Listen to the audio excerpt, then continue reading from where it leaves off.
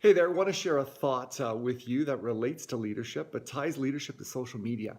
I've been in social media in various channels: Facebook, LinkedIn, Instagram, Twitter, various channels that I participated in, both through my speaking and the photography that I do for the past 6, 7, 8, 9, 10 years as it began. Here's the thought, and certainly take it from where it comes. But in my view, organic growth on social media, I mean, growing your community just by simply posting good information and having people share it and thus create interest and have new people follow your communities and be part of it, it's dead. Or at least, if it's not dead, it certainly seems to be on life support or in palliative care. Because here's the scoop.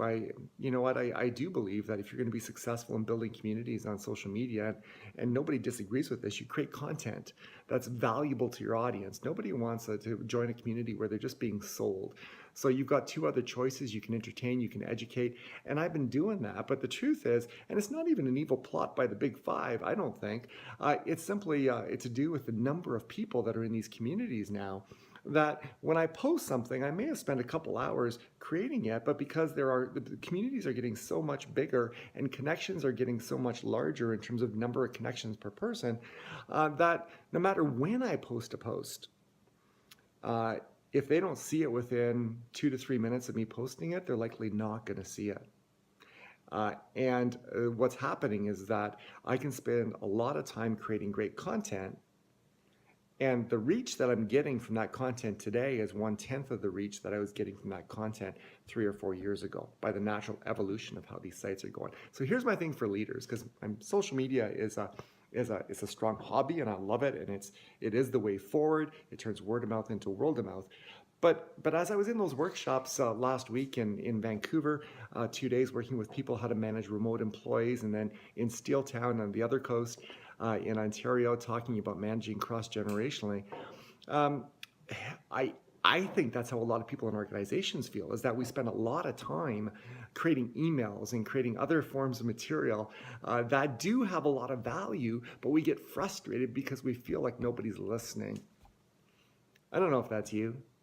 It certainly was me at times in Shell. Today, as I go through workshops, there is a consensus that on average, people are getting 300, 400 emails in their inbox every single day. And it's not even their fault. But you can't possibly fully read and adjudicate and assess that amount of mail coming into one source. It's going to be true that a lot of value gets discarded simply because it wasn't recognized as value, and it was never read potentially. So the question as a leader is, what do you do? And I'm going to both offer some suggestions and ask for your opinion, because it's a question that I'm kind of just exploring as we're talking about this. But in social media right now, the way to go is to do paid targeting. And so whether it's Facebook pixels or whether it's all the names in the different categories, companies today, when you visit their site, they begin to find out who you are and they follow you. So instead of just creating content to attract you, they're actually go out and they're following you and making sure that their information is in front of your face. And so great content will always be king. Great content is crucially important. But the way that we send out information needs to change. And I think it needs to change in companies too, assuming that people will just read what's valuable in their inbox. As a leader, you could say that's your responsibility, you do it. I don't know if that works anymore. So here's some things that I'm seeing and that tend to work. There are a lot of companies for their work groups and teams and project teams that actually communicate through messenger type applications. And they've got this private group, and security measures are there through IT for the necessary protection of data and so on. But they can get messages just like I have this Fitbit. I get my texts and I get relevant messages from some apps that I'm on. They get those messages direct to them in a relevant fashion, and they know that if it's coming through this particular source, that it has some relevance to what they do. And perhaps in some of these apps, you can unsubscribe yourself to certain things that you don't find of value, and there will be some things the organization says you need to see, and so you can't unsubscribe to. But I'm thinking that I'm not sure that email shouldn't necessarily, to a large part, be put on life support. And that while it is still messaging through words, but that the use of very targeted apps and the use of other technology might be the better way to go. So here's my question for you. And I'm going to ask you to write some comments down in this video or in LinkedIn or wherever you happen to see this post.